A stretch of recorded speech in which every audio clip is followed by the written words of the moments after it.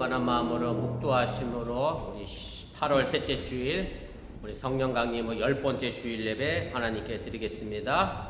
묵도하십니다.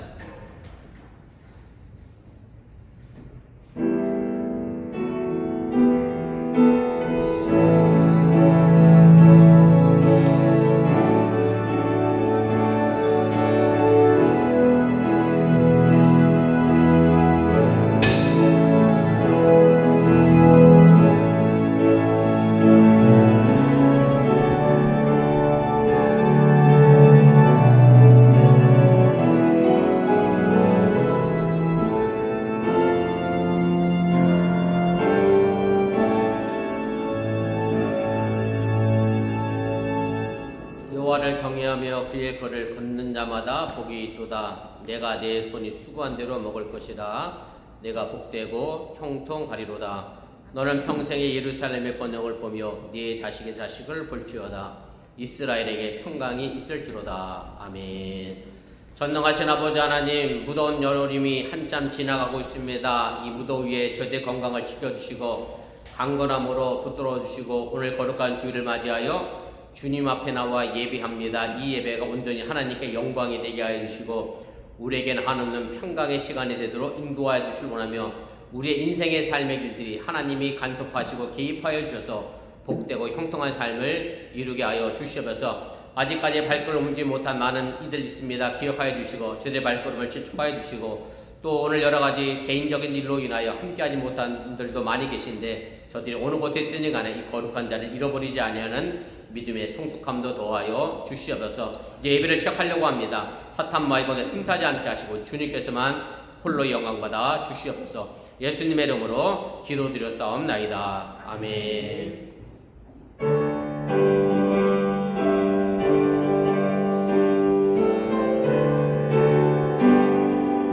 이날은 주님 조용하신 참 기쁜 날일세에 온전한 만민 주 앞에 다 찬송하여라. 주 오늘 부활하시고 사망을 이겼네. 구주를 믿는 성도들 복음 전하세. 만왕의 왕인 예수께 호산나 부르세. 이날에 주가 오셔서 다 구원하시리. 큰 권능 가진 구세주 살 길을 주려고 세상 만민 가운데 주 함께 계시네. 이 날에 모인 성도들 호산나 부르세. 저 하늘 천군 천사도 다 화답하여라.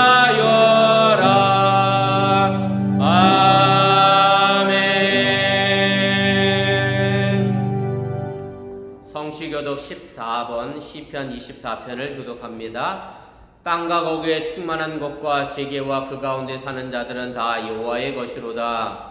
여호와께서 그 뜰을 바다 위에 세우시며 강들 위에 건설하셨도다. 여호와의 산에 오를 자가 누구며 그의 거룩한 곳에 설 자가 누구인가? 그 손이 깨끗하며 마음이 정결하며 뜻을 허탄한 데 두지 아니하며 거짓 이세하지 아니하는 자로다. 그는 여호와께 복을 받고 구원의 하나님께 의를 얻으리니 이는 여호와를 찾는 족속이요 야곱의 하나님의 얼굴을 구하는 자로다. 문들아 너의 머리를 들지어다. 영원한 문들아 들릴지어다. 영광의 왕이 들어가시리로다.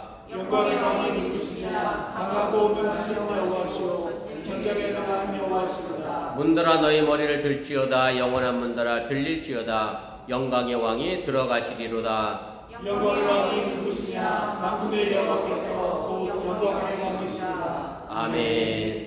전능하사 천지를 만드신 하나님 아버지를 내가 믿사오며 그 외아들 우리 주 예수 그리스도를 믿사오니 이는 성령으로 잉태하사 동정녀 마리아에게 나시고 본디오 빌라도에게 고난을 받으사 십자가에 못 박혀 죽으시고 장사한 지 사흘 만에 죽은 자 가운데서 다시 살아나시며 하늘에로서 전능하신 하나님 우편한 데 계시다가 저로서 다한 자와 죽은 자를 심판하러 오시리라. 성령을 믿사오며 거룩한 공예와 성도가 서로 교통하는 것과 죄를 사하여 주신 것과 몸이 다시 사는 것과 영원히 사는 것을 믿사옵나이다. 아멘.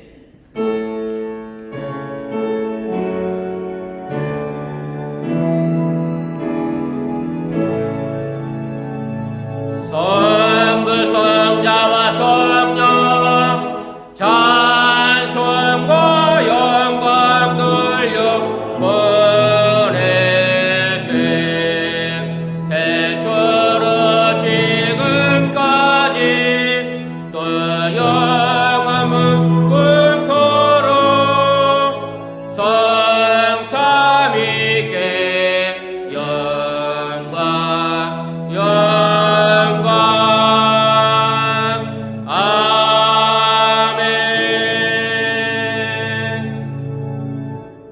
자리에 앉아 주시기를 바랍니다. 이 시간을 위해 제가 기도하겠습니다. 오늘도 거룩한 주일을 맞이하여 주님 앞에 나와 주님을 찬양하는 주의 백성들 위해 하나님의 크신 은혜와 원정이 덧입혀 주시옵소서. 우리가 이 땅에 살아가는 동안에 전능하신 하나님의 사랑을 잃어버리지 않고 그 은혜를 기억하며 살아가는 저희들이 되게 해주시기 원하며, 내가 오늘 이 예배가 하나님께 복을 누리기 위하여 드리는 예배가 아니라 하나님께 이미 받은 구원에 대하여 사랑에 대하여 감사하는 예배가 될 수 있도록 인도하시고 함께하여 주시옵소서. 우리가 이 땅에서 살아가는 삶의 여정 속에 나 홀로 버려두지 아니하시고 언제나 동행하여 주시는 하나님의 크신 역사가 우리의 삶을 지켜가게 도와주시길 원하며, 그리하여 모든 것들이 합력하여 선을 이뤄나가는 하나님의 영광이 되게 하여 주시옵소서. 우리가 인생을 살다 보면 때로 힘들고 어려운 고난의 길도 걸어갈 때가 있습니다. 그러나 그 고난의 길을 걸어가야 우리에게 푸른 초장과 쉴만한 물가가 펼쳐지는 일도 있사오니, 주님, 우리가 이 일에 대하여 불평과 원망의 삶의 모습이 아니라 더 높은 것을 향하여, 저 하나님의 뜻을 향하여 오늘도 푸른 초장과 쉴만한 물가로 바라보며 기쁨으로 감리하며 이겨나가는 믿음의 성숙함이 우리 어번교회 성도들에게 있게 하여 주시옵소서. 이제 아버지 하나님의 새로운 하반기를 시작하며 각자 나름대로 바쁘고 분주한 가운데 있습니다. 또 신차를 준비하여 각 회사마다 힘들고 어려운 과정의 여정을 걸어가고 있습니다. 또 이제 대통령의 방미로 인하여 또 여러 가지 바쁘고 복잡한 일로 인하여 애쓰고 수고하는 모든 손길 속에 하나님께서 복의 복을 더하여 주시기 원하며, 저들의 손길 닿는 곳에 하나님의 영광이 나타나게 도와주시고 저들이 받는 아버지의 발걸음 속에 기쁨의 사랑이 넘쳐나는 믿음의 발걸음이 되도록 인도하시고 함께하여 주시옵소서. 이제 아버지 전 세계적으로 혼란과 곤고가 많이 일어나고 있습니다. 그 가운데 하나님의 뜻이 무엇인지 늘 상고하며 기억하며 살아가는 저희들에게 도와주시기 원하며, 특별히 전쟁의 고통으로 인하여 힘들어하는 많은 아버지 지구상에 아버지 민족들이 있사오니 하나님이여 그 전쟁을 쉬게 하여 주시고 참된 평화를 이루게 하여 주시기 원하며, 이 땅에서 하나님께서 원하시는 뜻이 무엇인지를 정말로 바르게 분별하고 분간할 줄 아는 우리 지도자들이 되도록 인도하시고 함께하여 주시옵소서. 우리 사랑하는 성도들의 각 터전과 장막과 삶의 직장을 기억하여 주시기 원하며, 행여 물질의 문제로 인하여 어려움 다지 않게 도와주시고 하나님께서 부어주시고 함께하심의 넉넉함의 역사가 저들 삶을 지켜나가는 힘이요 또한 능력이 되게 하여 주시옵소서. 사랑하는 자녀들의 앞날을 기억하여 주시고 저들의 부모된 자로서 자녀들을 위하여 기도하는 그 기도가 헛되지 않게 하여 주시기 원하며, 저들의 자녀들의 앞날 속에 하나님의 함께하심으로 말미암 하나님과 사람들과 하나님 앞에 존귀 여김 받는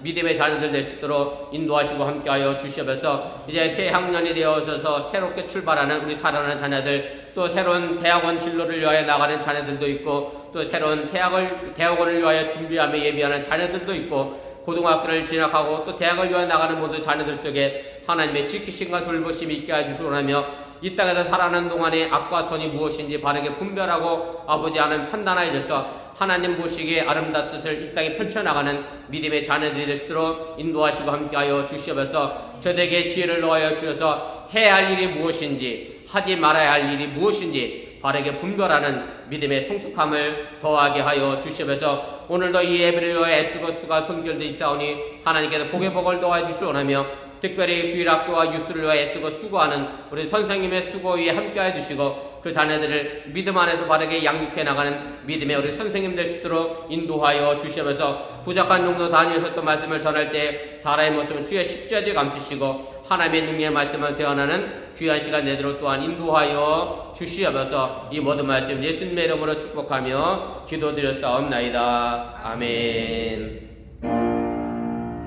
하늘에 계신 아버지 이름 거룩하사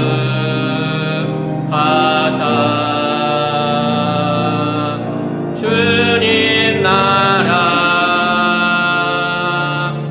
임하시고 뜻이 이루어지나 일용할 양식 주시고 우리들의 근죄 다 용서하옵시고 또 시험에 들게 마시고 악에서 구원하소서. 대개 주의 나라 주의 권세 주의 영광 영원히 아멘.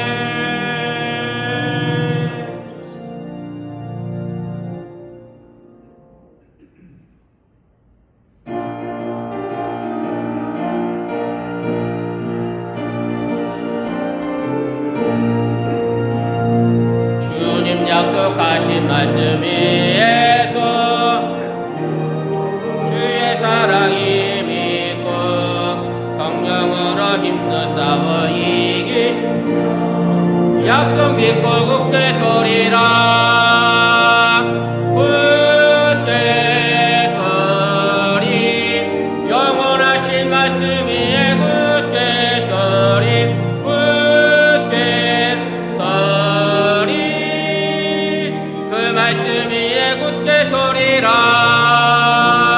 주님 약속하신 말씀 위에서 세상 염려 내게 엄습할 때에 용감하게 힘써 싸워 이기며 약속 믿고 굳게 서리라.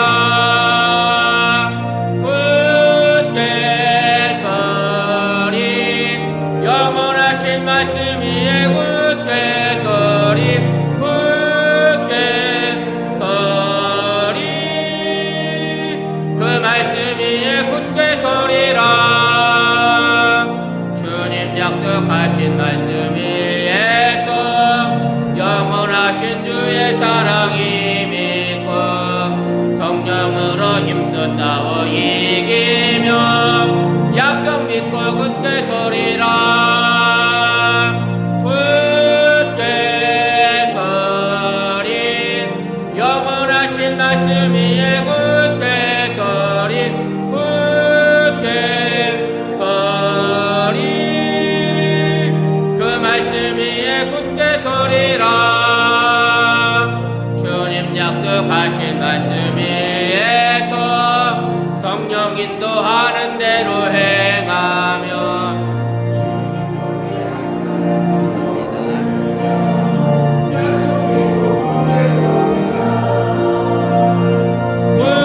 굳게 서리 영원하신 말씀 위에 굳게 서리 굳게 서리 그 말씀 위에 굳게 서리라.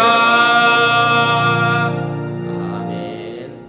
우리의 삶을 주관하시고 섭리하시는 전능하신 아버지 하나님, 오늘 거룩한 주를 맞이하여 주 백성들이 주님 앞에 나와 예비하며 빈손으로 나오지 않고 정성된 마음으로 귀한 예물 드리게 하시니 감사합니다.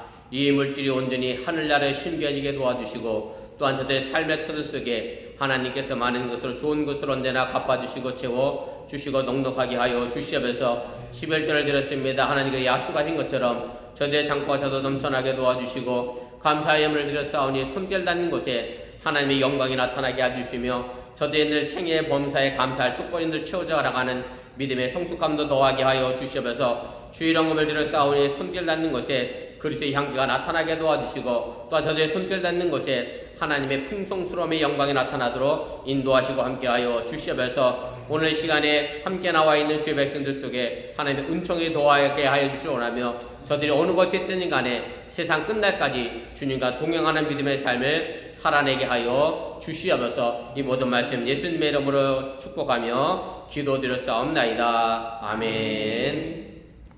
감사합니다. 자리에 앉아주시기를 바랍니다. 교회 소식 전합니다. 우리 앞에 화면과 적어보시고 차가 없으시길 바랍니다. 주일 성도 신앙의 기본인 거 기억하시고 어느 곳에 계신 간에 줄 걸어가게 잘 지키시길 바라고요. 오늘 함께하지 못한 분들이 많이 계신데 오늘 함께하지 못한 분들 위해서 기도해 주시길 바랍니다. 제가 아는 데로는 장군사님은 희이사 때문에 시카고 가신 걸로 알고 있고 김정림 집사님, 김정 권사님은 오늘 민정이가 한국에서 와서 아마 공항에 라이드 가신 걸로 알고 있습니다. 아무튼 오늘 함께하지 못한 분들 위해서 기도해 주시고 또 건강 위해서도 기도해 주시면 고맙겠습니다. 광고는 한 가지만 드리면 될 것 같습니다. 지금 우리가 사용하고 있는 그 굿뉴스 센터에 지금 일부 예배 드리는 곳하고 제가 예전에 사무실로 쓰던 공간을 8월 25일부터 수리를 한다고 그래요. 그래서 난 굿뉴스센터 전체를 수리하는 줄 알았더니 그 공간만 아마 하는 것 같아요. 이것도 연방정부에서 파이낸셜을 받아서 한다고 그러네. 얼마나 큰 비용이 드는지 아무튼 연방정부에서 지원해주는 긴급 무슨 주택 재정 정비 기금으로 공사를 시작한다고 합니다. 그렇게 아시고 기도해 주시고 그래서 제가 예찬실은 쓸 수 있느냐 물었더니 예찬실은 상관없이 쓸 수 있다고 하고 일부 예배드리던 장소에 우리 교회 용품들을 지금 부엌용품 두고 있는 복도 끝에 보관해도 괜찮다라고 해서 24일 예배 마치고 몇 가지는 안 되지만 그 집기를 좀 옮겨주시고 일부 예배는 그래서 9월 첫째 주부터 애찬실에서 드리도록 하겠습니다. 그렇게 하시고 우리 일부 예배에 있는 자녀들, 우리 유수 자녀의 부모님들 기억하시고 그렇게 이해해 주시면 고맙겠습니다. 혹시 뭐 또 제가 알아야 될 다른 광고 있나요? 예, 특별한 광고 없으시면 오늘 저희 교회 우리 민강 청년이 친구를 데리고 왔는데 우리 김정규 성도님 함께 예배했는데 우리 식사 나눌 때 또 인사하시도록 바라고 아까 있었는데 지금 자리 없네. 아무튼 못 보던 청년 있으면 새로운 청년인가 보다 그렇게 알고 환영해 주시면 고맙겠습니다. 우리 다른 광고 없으시면 우리 하나님 말씀 보겠습니다. 하나님 말씀은 마태복음 26장 우리 69절 말씀부터 27장 우리 8절까지 말씀 보도록 하겠습니다.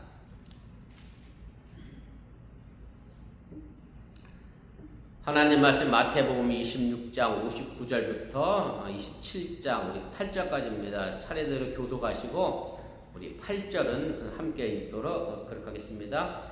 베드로가 바깥들에 앉았더니 한 요종이 나와 이르되 너도 갈릴리 사람 예수와 함께 있었도다 하거늘 베드로가 모든 사람 앞에서 부인하여 이르되 나는 내가 무슨 말을 하는지 알지 못하겠노라 하며 앞문까지 나아가니 다른 요종이 그를 보고 거기에 있는 사람들에게 말하되 이 사람은 나사렛 예수와 함께 있었도다 하며 베드로가 멸시하고 또 부인하여 이르되 나는 그 사람을 알지 못하노라 하더라.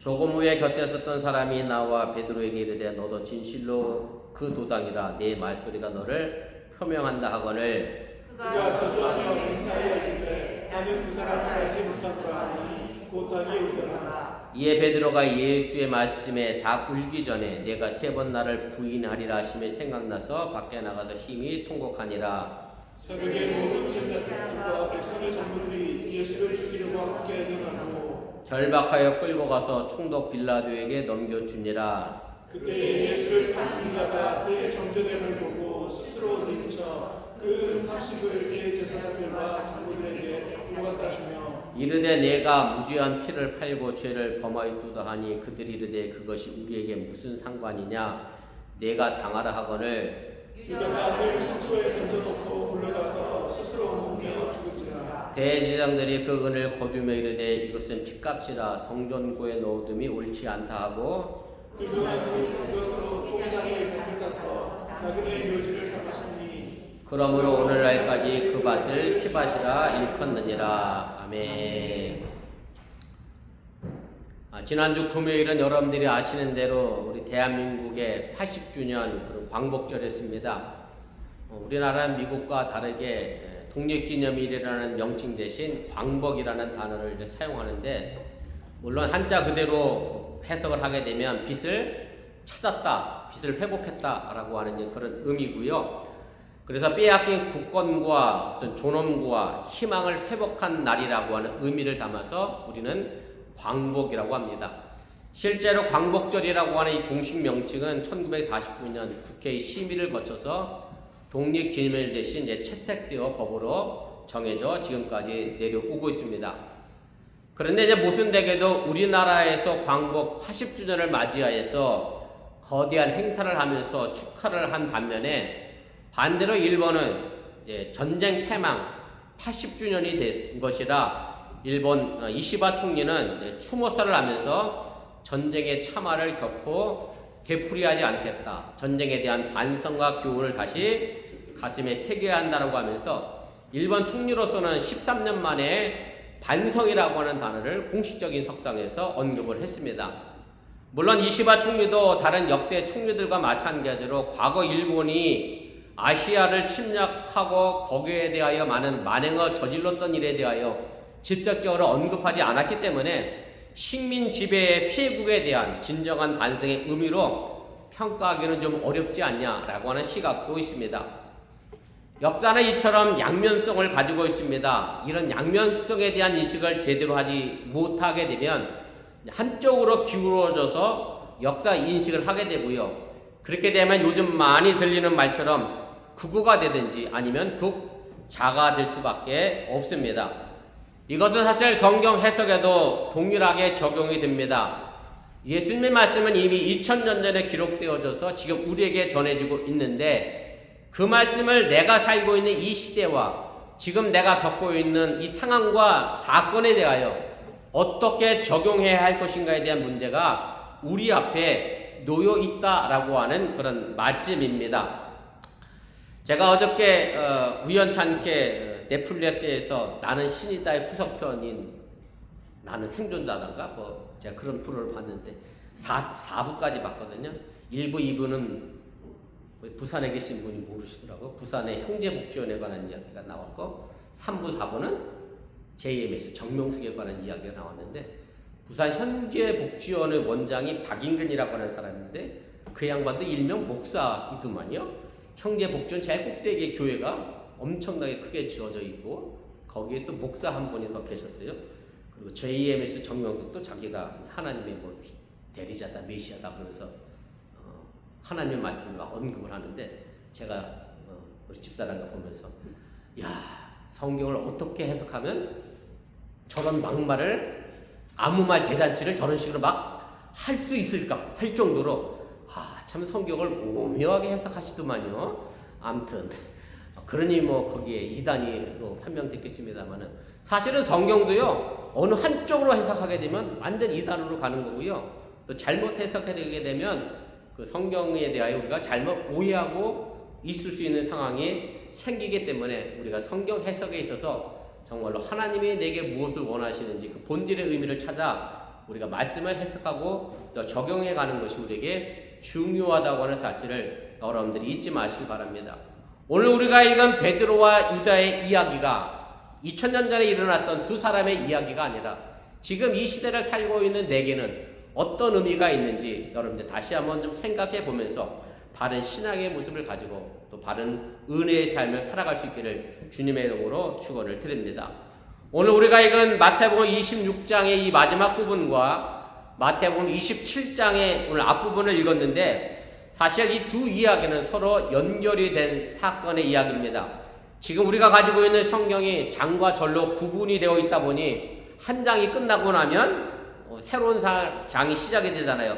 그래서 우리가 어떤 버릇이 생기냐면 한 장이 끝나면 그 앞장은 잊어버리고 새로운 장이 뭔가 새로운 이야기를 시작한다라고 생각하기가 쉬운데, 그런데 원래 성경은 장과 절이 없었거든요. 근대에 와서 읽기 좋게 장과 절을 나눠놓은 거지, 원래 성경 원문에는 장과절이 없습니다. 그래서 마태복음 저자는 오늘 이 베드로 이야기와 가룟 유다 이야기를 서로 연결시켜 놓았다라고 하는 얘기고, 거기에 마태복음 저자의 편집 의도가 담겨져 있음을 여러분들이 깨달으시길 바랍니다. 결국 베드로와 가룟 유다 이 두 사람을 비교해 가면서 독자가 성경에 있는 우리가 어떤 길을 선택해야 할지, 어떤 삶의 길들을 나아가야 할지를 우리에게 알게 해주기 위하여 이 두 사람을 비교하고 있다라고 하는 얘기입니다. 좀 슬픈 이야기이긴 합니다만은 교회는 원래 배신 공동체였습니다. 제가 이렇게 말씀드리면 무슨 얘기일까 의아하실 수도 있겠습니다만은, 예수님을 배신했던 제자들을 중심으로 해서 초대교회가 만들어졌기 때문에 배신 공동체라고 해도 틀린 말이 아니라고 하는 얘기입니다. 누가복음 24장 36절부터 38절 말씀에 보면 이런 내용이 있습니다. 누가복음 마지막 부분인데, 예수께서 친히 그들 가운데 서서 이르시되 너희에게 평강이 있을지어다 하시니 그들이 놀라고 무서워하여 그 보는 것을 영으로 생각하는지라. 예수께서 이르시되 어찌하여 두려워하며 어찌하여 마음에 의심이 일어나느냐. 예수님이 부활하셔서 지금 제자들 앞에 나타났는데, 제자들은 부활하신 예수님을 보고 기뻐하기보다는 오히려 놀라고 무서워했다라고 누가복음 저자는 우리에게 보도를 하고 있습니다. 물론 죽었던 예수님이 나타난 것을 보니 놀라고 무서운 것도 있었습니다만은, 또 한편으로는 제자들 모두가 다 예수님을 버리고 도망한 배신자이기 때문에 양심의 가책으로 인하여 다시 살아난 선생님의 얼굴을 제대로 보기 어려워서 놀라고 무서워하고 두려워했다는 것도 여러분들이 깨달으시길 바랍니다. 예수님이 대제사장이 보낸 사람들에 의하여 잡히게 되자 제자들은 모두가 다 도망을 갔습니다. 마가복음 14장 50절은 이 사실에 대하여 제자들이 다 예수를 버리고 도망했다라고 분명하게 말을 전해주고 있습니다. 이렇게 다 버리고 도망한 제자들에 의해서 교회는 시작이 됐습니다. 배신에 대한 양심의 가책 때문에 교회가 시작됐다라고 할 수도 있을 것이고, 이것이 제자들로 하여금 회개를 하게 하고 예수님이 못다한 십자가를 지기 위하여 교회를 세워 제자들이 그 삶을 감당해 나갔다는 그런 말씀입니다. 모두가 다 예수님을 버릴지라도 나는 결단코 버리지 않겠다라고 큰 소리 쳤던 예수님의 1등 가는 제자 수제자 베드로 역시 예수님을 배신했습니다. 오늘 우리가 읽은 본문 마태복음 26장 69절 이하가 바로 이 내용을 전하고 있는 것이고, 오늘 어린 여종에게조차 예수님을 모르는 사람이라고 3번이나 부인했다라는 장면을 설명하고 있습니다. 오늘 보면 69절에는 그냥 여종이라고 되어 있습니다만은 히라보 원문을 보면 이 단어가 파이디스케라고 하는 단어를 사용했습니다. 이 단어 앞에 접두어가 하나 있는데 파이스라는 접두어입니다. 이 단어의 의미는 어리다라고 하는 그런 의미를 가지고 있습니다. 그래서 정확히 번역하자고 하면 그냥 여종이 아니라 나이 어린 여종이라는 것을 알게 됩니다. 사실 자유로운 성인 남자 베드로가 나이 어리다 그랬으니까 10대 정도 됐겠죠. 나이 어린 여종 앞에 정말 비굴하게도 나는 예수님을 모른다 그렇게 부인했다라고 하는 얘기고, 마태복음 저자가 굳이 이 어리다라고 하는 단어를 사용한 것은 어린 여종 앞에서 당당하지 못했던 베드로를, 비겁한 행동을 했던 베드로의 모습을 강조하기 위하여 이 단어를 사용한 것임을 여러분들이 이해하시길 바랍니다. 본문 69절에서 베드로에게 이 어린 여종은 당신도 예수와 함께 있었다라고 묻고 있습니다. 그러자 베드로는 처음에 이 어린 여종이 무슨 말을 하는지 모르겠다라고 이야기하며 나는 예수님과 함께 같이 있지 않았다라고 말을 합니다. 예수님과 함께 있었다라고 하는 말은 단순히 그냥 같이 있었다는 말이 아니라 그것은 동맹을 맺은 관계를 의미합니다. 다시 말하면 사형당할 예수님과 함께 동맹을 맺은 사람이라면 그 사람도 당연히 사형당해야 한다. 베드로도 마땅히 죽어야 한다라고 하는 것을 의미하는 그런 말씀이라고 하는 얘기입니다. 그러자 이번에는 사람들이 와서 같은 패라고 하면서 내 말소리가 그걸 증명한다라고 이야기하니까 베드로는 더 강하게 저주까지 하며 예수님을 모른다라고 맹세를 합니다.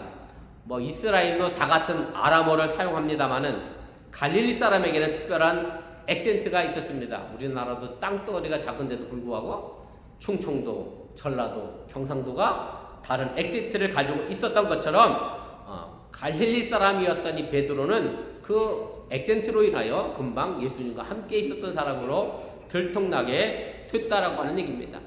그때 마침 닭이 우는 소리가 들립니다. 베드로는 문득 예수님이 자신에게 한 말이 생각이 납니다. 그래서 밖에 나가서 통곡을 합니다.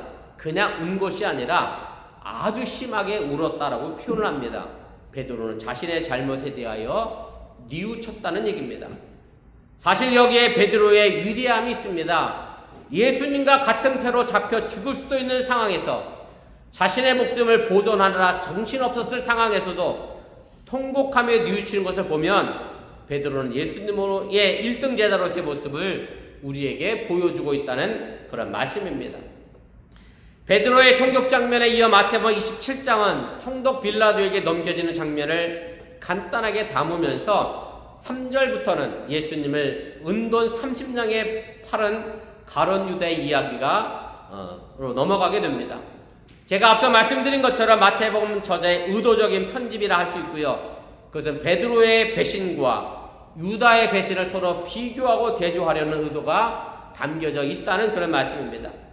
왜 유다가 스승인 예수님을 배신했는지에 대하여는 다른 복음서에는 명확하게 그 이유가 나와 있지는 않습니다만은 요한복음에 보면 가룟 유다에 대하여 이렇게 평가를 합니다. 가룟 유다가 돈에 욕심이 많았던 사람이다 라고 평가를 합니다. 유다는 실제로 계산에 익숙했던 사람이었기 때문에 예수님의 공동체에서 돈 관리를 맡았습니다.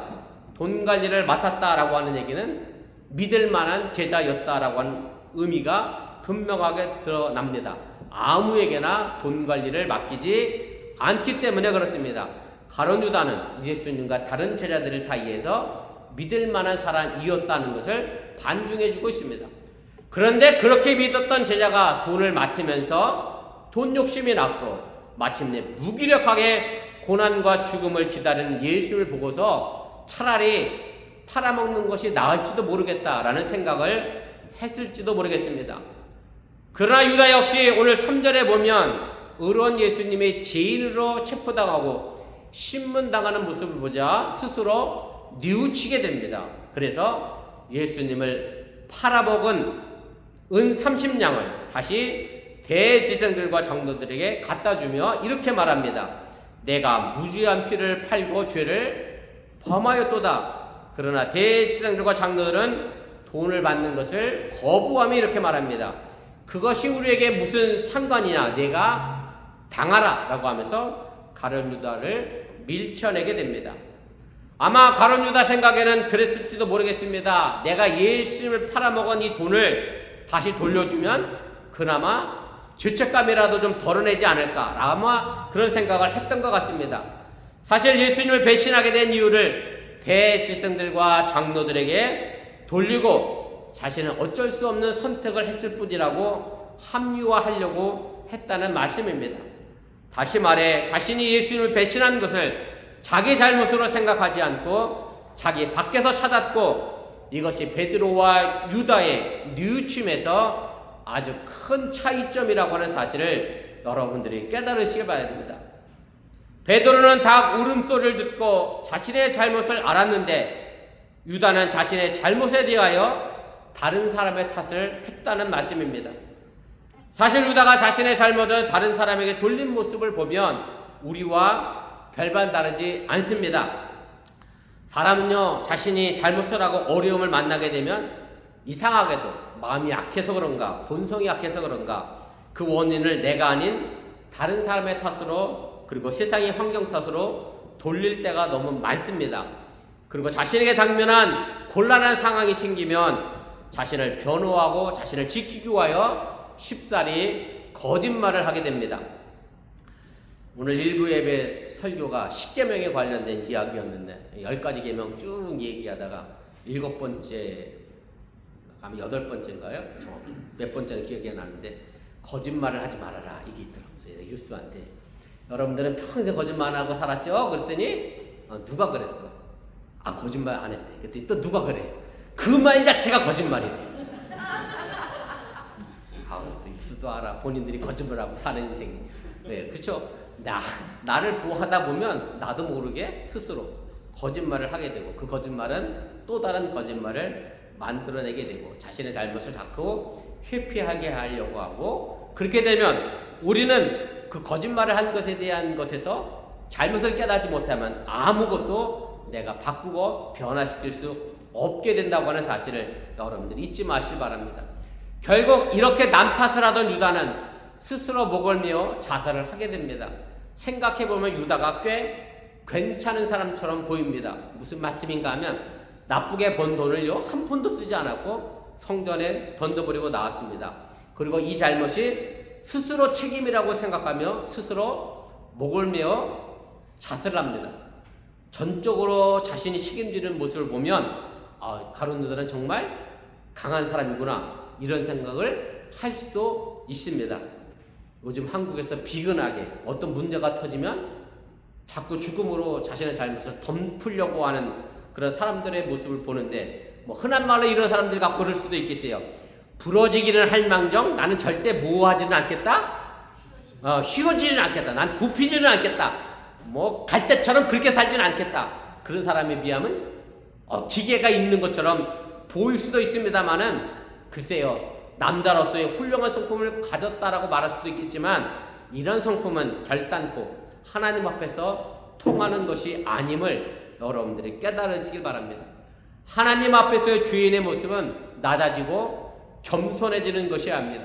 가룟 유다는 자신의 잘못을 뉘우치고 자신이 죄를 지었다는 것을 분명히 인식하였음에도 불구하고 결국 회개하여 구원을 받지 못했습니다. 뉘우치기는 했는데 회개하여 구원을 받지 못했다라고 하는 얘기입니다. 자신을 완전히 버리지 못했기 때문에 그렇습니다. 그러나 베드로는 자신의 잘못을 깨닫고 통곡하며 울었습니다. 예수님을 모른다고 배신하여 자신의 목숨을 잠시 보존했던 베드로는 다행히 회개하고 돌아섰다라고 하는 얘기입니다. 베드로의 이 이야기 속에서 우리는 이 말씀을 기억할 필요가 있습니다. 마태복음 16장 24절 말씀인데, 예수께서 제자들에게 이르시되 누구든지 나를 따라오려거든 자기를 부인하고 자기 십자가를 지고 나를 따를 것이니라. 이 말씀에 비춰보면 베드로는 참된 제자로서의 조건을 가지고 있지 않았습니다. 베드로는 자신을 부인하고 예수님을 따라했고 자신도 예수님과 한패라고 하는 사실을 인정했어야 합니다. 하지만 베드로는 예수님을 모른다고 부인했고 그 대신 자기 자신을 얻었습니다. 이렇게 함으로써 베드로는 잠시 살아날 수 있었지만 예수님의 제자로서의 모습은 잃어버렸다는 사실을 여러분들이 기억하시기를 바랍니다. 베드로와 유다의 잘못을 보면 어느 정도 이해가 갑니다. 아니, 저는 베드로와 유다의 잘못을 보면 100% 이해가 됩니다. 저라고 해도 베드로와 같은 상황을 직면하게 되면 왜 예수를 모른다라고 할 수밖에 없을 것 같습니다. 사실 일제시대의 신사참배 문제에 가지고 말이 많습니다. 많은 목사님들이 신사참배를 하는 분도 있고 아니면 신사참배를 거부하다가 전날로 돌아가신 분들도 계시고, 그런데 신사참배를 했다는 그 목사님이 지금의 현대의 목사님이 정죄할 수 있느냐라고 묻는다면 저 스스로도 감히 그렇게 말할 수가 없습니다. 똑같은 상황이 신사참배하지만 너 죽인다, 너 교회를 불태없애겠다, 교인들 전부 죽이겠다라고 협박했을 때에 그 협박 앞에 오늘 베드로처럼 머리를 숙이지 않을 수 있는 목사님은 과연 몇이나 될까? 우리가 함부로 정죄할 수 없음을 저 스스로 압니다. 그래서 베드로의 이 모습을 보면 에이, 베드로가 1등 가는 제자가 뭐 어째 그래? 라고 저 스스로도 참 정죄하기 어려운 그런 부분을 가지고 있습니다. 여러분들은 어떤지 모르겠습니다. 저 자신을 제가 못 믿는데 여러분들의 신앙을 못 믿는다는 얘기가 아니라 인간적으로 생각해 보면 베드로의 이 배신을 우리는 얼마든지 충분히 이해할 수 있다는 그런 말씀입니다. 사실 유다도 마찬가지입니다. 어차피 십자가에서 죽을 예수님이라고 하면 차라리 30냥이라도 받는 게 나는 낫다라고 생각할 수도 있었습니다. 돈에 대한 욕심은 사실은 유다만큼 우리도 더 큰 욕심을 가지고 있는 것이 사실이기 때문에 그렇습니다. 베드로와 유다는 결국 우리의 모습임을 부정할 수 없다는 그런 말씀입니다. 우리가 어려움을 겪을 때마다 그리고 마음의 고통을 겪을 때마다 그 원인은 자신의 두려움과 욕심이 아닌가 생각해 봅니다. 그 두려움으로 인한 비굴한 배신, 그 욕심으로 인한 탐욕의 배신이 우리를 언제나 괴롭히고 있다는 그런 사실입니다. 그리고 우리 역시 베드로와 유다처럼 뉘우칩니다. 물론 잘못을 하고도 반성하지 않고 회개하지 않고 뉘우치지 않는 사람이 너무나 많은 것이 현실의 삶의 모습이지만 그런 사람들에 비하면 그래도 우리는 신앙인들이니까 그래도 조금은 더 나은 모습을 가지고 있다, 그렇게 생각할 수도 있을 겁니다. 그러나 문제는 이게 아닙니다. 그 다음이 문제입니다. 이 뉘우침으로 인한 삶의 변화된 모습이 우리에게 있어져야 합니다. 여기서 베드로와 유다의 삶은 아주 반대로 나타납니다. 유다는 제 스스로 책임을 진다며 목을 메어 죽었으나 베드로는 자신을 위해 죽으신 예수님의 뜻을 생각하며 평생 복음을 전하게 됩니다. 뉘우침 이후에 두 사람은 서로 정반대의 길을 가게 됐다라고 하는 얘기입니다. 이것은 바로 베드로는 사는 것을 선택했고 유다는 죽음을 선택을 했습니다. 그런데 유다의 자살이 정말 책임을 진 것인가를 우리가 생각해 봐야 합니다. 예수님을 배신한 것에 대하여 스스로 자기 목숨을 끌어버리는 것이 과연 책임을 진 것이냐라고 말할 수 있느냐라고 하는 겁니다. 그것은 책임을 진 것이 아니라 어찌 보면 오히려 책임을 지지 않겠다고 도망치는 것과 같은 것이고, 이 유다의 죽음에는 그 누구에게도 조금의 이익이 있었던 것이 아니고 그저 자신의 양심의 고통을 덜어낸 것일 뿐이고, 이런 측면에서 보면 유다의 선택은 정말 더 이기적인 선택이었다라고 우리가 말할 수밖에 없습니다. 그러나 베드로의 뉘우침은 달랐습니다. 그는 자신이 배반하고 자신을 위해 죽으신 스승을 생각하며 통곡을 합니다. 그리고 삶의 옷깃을 다시 여밉니다. 이 배신의 책임, 이 죄의 대가를 어떻게 치를 것인가 베드로는 생각했다라고 하는 얘기입니다. 그리고 마침내 베드로는 예수님의 뜻을 세우며 하나님의 나라와 그의 의와 복음을 전했습니다. 예수님이 자신을 위해 목숨을 내어는 그 의미를 깨달아 평생 예수님처럼 사랑하고 예수님처럼 다른 약하고 억울하고 가난한 병든 이들을 위하여 평생을 바치며 그렇게 복음을 전했다는 말씀입니다.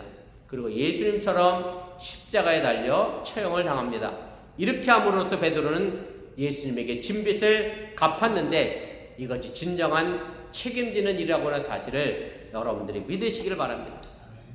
우리 기독교에 있어서 중요한 신앙 중에 하나는 대속신앙입니다. 대속신앙은 예수님이 우리의 죄를 대신하여 고난받고 죽었다는 신앙 고백입니다. 대속신앙은 단지 예수님이 내 죄를 위해 죽었다는 것으로 그치지 않습니다. 그래서 그 신앙 고백으로 나는 어떻게 살 것인가를 물어봐야 합니다.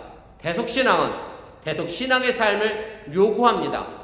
예수님께서 나를 위해 지셨던 그 십자가를 내가 다른 사람을 위하여 져야 한다는 그런 말씀입니다.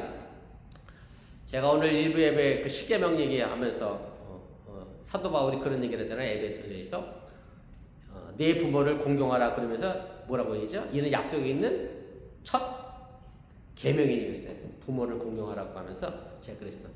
다른 친구들은 이미 다 생일이 지났대. 우리 집이 그래서 내가 그렇게 가르친 거 있어. 그런데 생일이 아직 안 지난 친구가 딱 하나 있네. 한진이가 아직 생일이 안 지났어. 무슨 얘기냐면 우리 집은 그러거든요. 생일날 엄마한테 생일 선물 사달라 얘기하는 건 안 된다. 왜? 생일날은 누가 고생한 날이야. 엄마가 고생한 날이다. 그래서 생일이 되면 무조건 엄마에게 나는 뭘 해줘야 된다. 감사의 마음을 갖는 게 진짜 생일의 의미다. 내가 그렇게 유수한테 그렇게 가르쳤거든요. 한진이한테 내가 그랬어. 그래서 고집사님이 한진이 생일날 뭘 받을지 내가 한진이한테 물어본다 그랬어. 기다려보세요. 기다려. 사실 제가 왜 이 얘기하냐면 아이들이 이 땅에 살면서 부모에게 나는 빚을 지고 있다는 생각을 전혀 안 하고 삽니다. 대부분의 자녀들은 부모는 당연히 나를 위하여 이렇게 해야 한다고 생각하는 거지 그게 내게 빛이라고 생각하지 않아요. 예원이 예인은 쌍둥이라 엄마한테 더 잘하라고 내가 얘기해 줬거든요. 더 잘할 거야 오늘부터. 자, 아무튼 우리는 빛을 지고 살아요. 그런데 그 빛을 갚으려고 하지 않고 자꾸 그 빚진 삶이 익숙해져서 더 받으려고만 하고 더 내게 뭔가 부모가 해주기를 바라는 그런 삶을 살아가게 된다라고 하는 얘기입니다. 분명 우리에게는 십자가가 있습니다. 예수님의 십자가로 우리는 빚을 졌고 그리고 그 빚을 우리는 이 시대 속에서 또한 갚으며 살아가야 한다라고 하는 얘기입니다. 여러분들이 신앙생활하면서 무슨 위대한 일을 만들겠다는 생각보다는 먼저는 내가 예수님께로부터 받은 빚을 갚아내는 삶을 살면 됩니다. 이렇게 살다 보면 우리가 생각지도 않은 하나님의 일들을 이루어낼 수 있다고 하는 사실을 여러분들이 믿으시길 바랍니다. 사실 우리 모두 빚을 진 사람들입니다. 이렇게 말씀드리면 내가 뭔 빚을 졌느냐 항변할 수도 있겠습니다만은 내가 하지 않았음에도 내가 누리고 있는 모든 것들은 우리에게 빚이라고 하는 사실을 깨달으시길 바랍니다. 저는 밥을 먹을 때마다 이거 항상 느낍니다. 그래서 자리에 앉자마자 기도하기 전에 항상 이래요. 감사합니다 라고 기도하고 밥을 먹습니다. 그럼 우리 집사람은 당신 이런 모습 보면 꼭 어머니가 그랬대. 우리 어머니가 그랬거든요. 꼭 밥상 앞에서 감사합니다 라고 감사 기도를 드리시고 식사를 하셨는데 밥만의 문제는 아닙니다. 사실 우리가 이 땅에 살다 보면 넓은 의미에서 이 자연도 우리는 사실 빚을 지고 있는 것이고 다른 이웃에게도 빚을 지고 있습니다. 나를 있게 하신 부모님에게 그리고 나를 학교에서 가르쳐 주신 선생님에게 내 주변 이웃들에게 우린 전부 빚을 지고 있고 또 그 빚을 갚으며 살아가는 것이 우리 인생의 삶이라는 것을 여러분들이 깨달으시길 바랍니다. 더 나아가 우리 대한민국 조국이 광복 80주년을 맞이한 이 시점에서 자신의 목숨과 재산을 걸고 목숨을 걸고 독립운동을 했던 그런 희생했던 선조들이 있었기 때문에 지금 우리는 그분들에게 또한 빚을 지고 있음을 여러분들이 잊지 마시기 바랍니다. 도산 안창호 선생님이 우리 기독교인인데요. 지금 LA 가면 도산 안창호 길도 있고 도산 안창호 도서관도 있습니다. 그분은 왜 독립운동을 했느냐면 우리 선조들에게 5000년 역사 속에서 우리 대한민국 역사 속에서 내가 그 선조들에게 빚을 졌기에 내가 독립운동을 한다라고 이야기를 했습니다. 지난주 광복절에 천안에 있는 독립기념관에서 광복절 행사가 있었습니다. 지금 독립기념관 관장은 애석하게도 알박기를 한 사람입니다. 윤석열 전 대통령이 임명한 사람입니다. 독립구 후손들이 강력하게 이 사람이 독립기념관 관장이 되는 것을 반대했던 인물이고 일명 요즘 말로 하면 뉴라이트 인사입니다. 새로운 우익이라는 뜻의 이름이죠. 이 사람이 올해 광복절 기념사에서 이런 말을 했습니다. 독립기념관장이라는 것을 꼭 염두에 두면 이 말씀의 의미가 다시 들릴 수 있습니다. 광복을 세계사적인 관점에서 보면 제2차 세계대전에서 연합국의 승리를 얻은 선물입니다. 독립기념관장이 독립기념사를 하면서 한 날인데 여러분들 이 말을 어떻게 생각하시는지 모르겠습니다. 실제로 그럴 수 있어요. 미국이 일본에 핵폭탄을 안 터뜨렸으면 일본은 뭐 하지 않았겠어요? 항복하지 않았겠죠. 그럼 연합군에게 일본이 진리를 없었을 것이고 그래서 요즘에 성적이 흔드는 것 같긴 해 내 생각에는. 미국이 일본에게 핵폭탄 떨어뜨렸기 때문에 우리나라의 광복은 저절로 얻어진 우리는 아무것도 안 했는데 연합군이 승리해서 얻어진 선물이구나 이렇게 인식하는 역사 의식을 가질 수도 있습니다. 이런 식의 역사 의식을 가지게 되면 우리 민족이 보여줬던 1919년 3.1절 만세운동의 의미는 없어지고 사라지게 되고 말 그대로 자신의 재산과 목숨을 걸고 독립운동을 했던 여러 독립투사들의 노력과 헌신은 무의미한 것이 되어버리고 맙니다. 그래서 독립기념관장이라고 하면 최소한 이런 식의 발언을 해야 하지 않을까 저는 생각합니다. 광복은 연합군의 승리로 우리에게 거저 주어진 것이 아니라 한인운동을 한 조상들이 잃어버린 나라를 찾아왔다라는 의미의 광복으로 해석해야 저는 올바른 시각의 해석이라고 생각을 개인적으로 하게 됩니다. 베드로와 가룟 유다는 많은 공통점을 가지고 있었습니다. 예수님은 이 두 사람 모두가 예수님을 배반하거나 부인하게 될 것을 예언했습니다. 그리고 두 사람은 모두 예언한 그대로 실행했습니다. 그리고 두 사람 다 밖으로 나갔습니다. 그리고 둘 다 뉘우쳤습니다. 이러한 공통점은 독자들로 하여금 두 사람의 마지막도 같은 방향으로 나가게 될 것이라고 예상하게 만듭니다. 그러나 그 둘의 결과는 너무나도 달랐습니다. 예수님의 십자가의 빛을 감는 마음으로 살아간 베드로는 완전히 달라진 새로운 사람이 됐습니다. 베드로는 실패했어도 천국의 열쇠를 받은 사람으로서의 자격을 놓치지 않았습니다. 그러나 유다는 비참한 자살로 인생을 끝냈습니다. 이 두 사람의 차이는 잘못을 깨달았을 때 어떻게 행동하느냐에 의하여 결정되었다라고 성경은 우리에게 설명해 주고 있습니다. 우리 모두는 언제든지 실수할 수 있습니다. 강한 박해 앞에서는 모두가 예수님을 다시금 십자가에 못 박는 일도 우리가 할 수 있습니다. 하지만 베드로처럼 통곡하며 하나님 앞에서 약해질 때 우리는 하나님의 은혜를 입게 됨을 잊지 마시길 바랍니다. 반대로 유대는 하나님 앞에서 강했습니다. 우리는 결단코 하나님 앞에서 강한 자가 될 수 없습니다. 베드로와 유다, 오늘 우리는 어느 길로 갈 것인가 결정해야 합니다. 하나님 앞에서 부단히 약해져 하나님의 은혜를 덧입어 새로운 사람으로 나아가 예수님의 귀한 제자로서의 삶을 살아낼 수 있기를 주님의 이름으로 간절히 축원을 드립니다. 기도하겠습니다. 말씀을 기억하며 1분여 정도 합심해서 함께 기도하겠습니다. 제가 오늘 말씀의 제목을 두 뉘우침이라고 정해봤습니다. 우리가 광복 80주년을 맞이하면서 일본은 또 전쟁 패망 80주년 추모를 했습니다. 역사의 모순이라고 할 수도 있을 것 같습니다. 역사의 관점을 어느 쪽에서 바라보느냐에 따라서 인식을 달리할 수 있습니다. 그러나 한쪽으로 치우치다 보면 극우와 국자로 나가게 됩니다.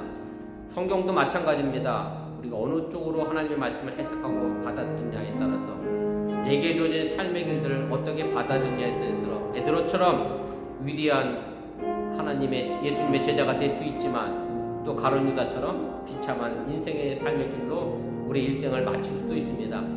여러분들에게 오늘 주어진 이 삶의 길들 속에 나는 하나님 앞에서 강한 사람인지 아니면 하나님 앞에서 한없이 연약한 사람인지 생각해 보시길 바라고 베드로처럼 하나님 앞에서 한없이 연약하여 하나님의 은혜를 덧입어 정말로 이 땅에서 하나님의 역사를 만들어가는 삶의 주인공이 되어줄 수 있기를 바랍니다. 하나님 앞에서 강하게 목을 굳게 세웠던 가룟 유다는 결국 하나님 앞에서 강한 자가 될 수 없었습니다. 우리 인간이 어찌 하나님 앞에서 강한 자가 되겠습니까? 오늘도 하나님의 은혜를 기억하며 한없이 겸손하고 낮아지는 삶의 모습을 통하여 여러분들의 가정도, 여러분들의 직장도, 여러분들의 삶의 터전도, 부부관계도, 부모와 자녀관계도 하나님의 뜻으로 만들어 나갈 수 있기를 주님의 이름으로 축복을 드립니다. 기도하겠습니다. 우리의 삶을 주관하시고 인도하시는 섭리하시는 아버지 하나님, 오늘 우리에게 주어진 삶의 길들이 있어 그 길을 향하여 나아갑니다. 오늘도 주어진 삶의 길들 속에 하나님의 뜻과 축복의 역사가 임하여지게 하여 주시고 하나님의 나라와 생명을 살려가도록 인도하시고 함께하여 주시면서 베드로와 가룟 유다 하나님 똑같이 예수님 앞에 잘못했습니다. 배신했습니다. 그리고 뉘우쳤습니다. 그럼에도 불구하고 그 결과는 달랐습니다.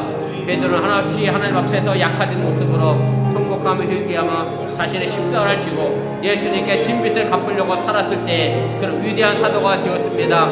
그러나 가룟 유다는 예수님께 진빚을 죽음으로 대신 갚는다 했지만 결국은 그것이 도망이었고 피난처였다는 것을 우리가 알게 됩니다. 주여, 우리가 이 땅에 살아가면서 나는 빚을 잔다라고 하는 의식을 잃어버리지 않게 하여 주시면서 나 홀로 이 땅에 우뚝 서 있지 않습니다. 그 누군가의 도움으로, 그 누군가의 희생으로, 그 누군가의 빛으로 내가 지금 살아가고 있음을 잃어버리지 않게 하여 주시오라며 그 빛을 늘 갚으며 살아가 이 땅에서 하나님의 영광을 드러낼 수 있는 믿음의 삶을 살아낼 수 있도록 인도하시고 함께하여 주시면서 내가 무엇을 빚졌느냐라고 항변할 수도 있겠지만 내가 이루지 않은 이 모든 세상의 것들이 이미 내가 이미 선조들에게 진 빚임을 잃어버리지 않게 해주시고 하나님께 진 빚을 잃어버리지 않게 해주시오라며 예수님의 사랑의 은혜의 빚을 이것을 잃어버리지 않고 오늘도 그 빛을 갚여 살아나도록 인도하시고 함께하여 주시옵소서. 사랑의 하나님 고맙습니다. 오늘 시간에 부족한 중에 말씀을 전했습니다. 베드로와 가룟 유다 똑같이 예수님을 배신했습니다. 이 가룟 유다 베드로의 모습은 결국 우리의 모습입니다. 우리라고 예수님을 배신하지 안고 살지는 않습니다. 여전히 우리도 예수님을 배신하며 예수님을 또다시 십자가에 못 박고 살아갑니다. 그럼에도 우리는 베드로와 같은 삶을 살게 하여 주시옵소서. 심히 통곡하며 울게 하여 주시고 돌이켜 회개하여 예수님께 빚진 자로서의 삶을 살아가게 하여 주시오나며 행여 가룟유다처럼 목이 굳어서 교만하여져서 자신의 삶이 하나님 앞에 강하였다라는 것을 증명해 보이는 어리석음에 빠지지 않게 하여 주시옵소서. 이 모든 말씀 예수님의 이름으로 기도드렸사옵나이다. 아멘. 우리 다 같이 일어나서 찬송가 263장 우리 찬송하시고 축도로 축복성으로 예배 마치겠습니다.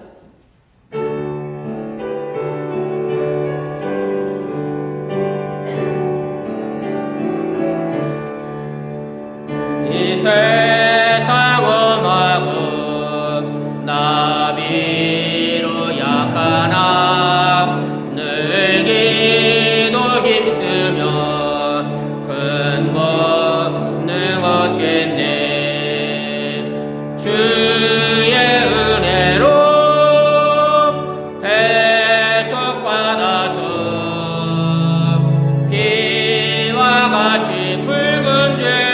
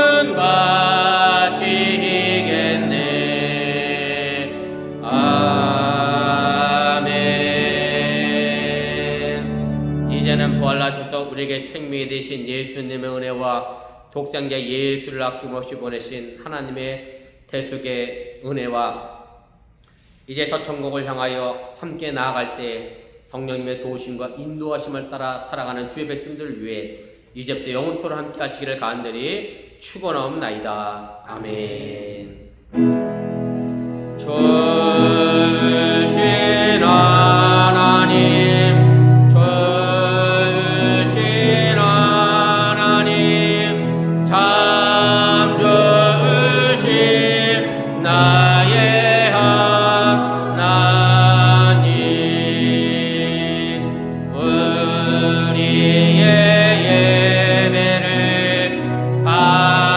받으신 하나님 참